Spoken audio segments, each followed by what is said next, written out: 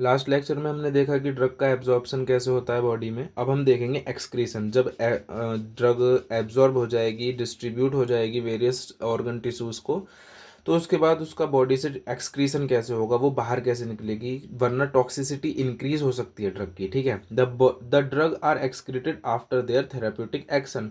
जो desired action होते हैं, जो हमें ड्रग से चाहिए होते हैं, उसके बाद जो वेस्ट होता है उसको एक्सक्रीट होना बॉडी से ज़रूरी होता है। Excretion of a drug decreases is duration of action.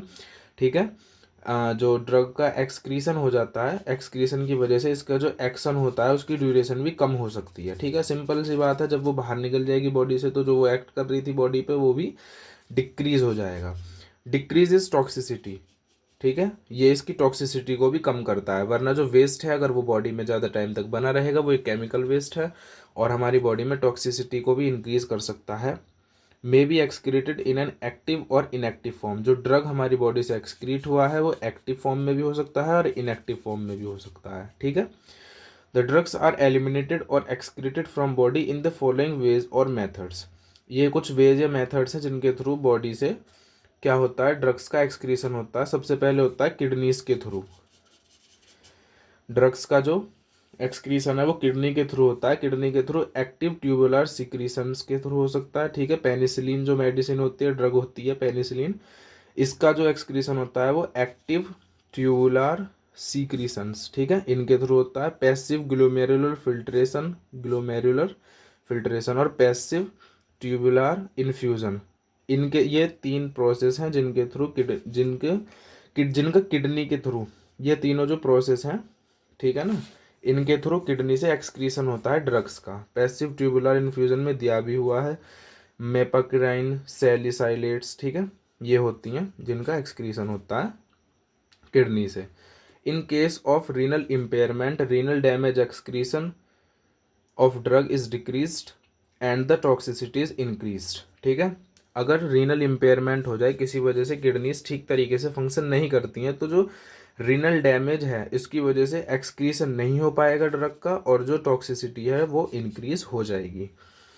ये तो सिंपल सी बात है, जो ऑर्गन अपना फंक्शन नहीं कर पाएगा ठीक से तो प्रॉब्लम ही होगी।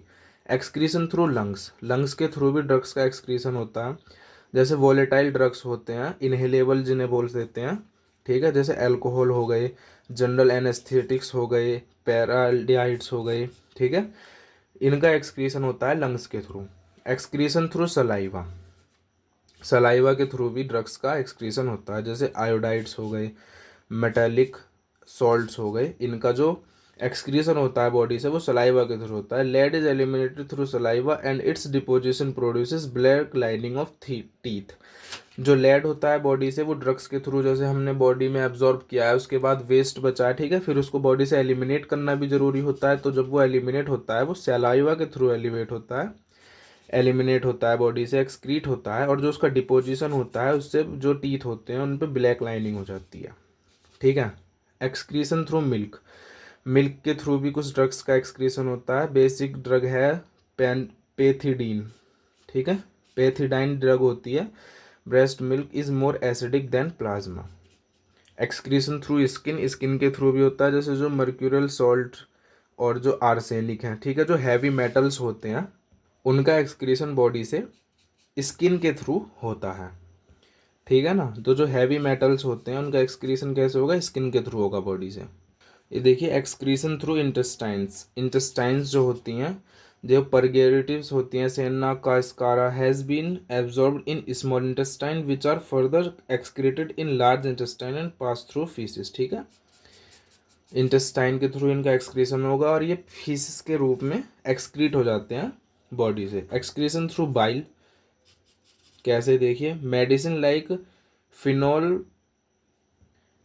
फिनोल्फथेलिन, डाइफिनाइल हाइडेंटोन टॉइन, sorry, diphenyl hydantoin are excreted through bile to small intestine. ठीक है, ये क्या होती हैं, पहले इनका जो एक्सक्रीशन है बाइल में होता है, फिर ये यहाँ से स्मॉल इंटेस्टाइन में पहुँचती हैं, तो इस वजह से जो ड्रग होता है उसका एक्शन लंबे टाइम तक हो जाता है। By this process duration of action of drug prolong, लंबे टाइम तक हो जाती है।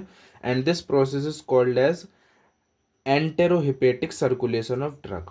ठीक है, इस प्रोसेस को क्या बोलते हैं, enterohepatic circulation. Mechanism of action of drugs, ठीक है, इसे नेक्स्ट लेक्चर में डिस्कस करेंगे कि मैकेनिज्म कैसे होता है, ड्रग्स कैसे हमारी बॉडी पे एक्ट करते हैं। ठीक है, थैंक यू।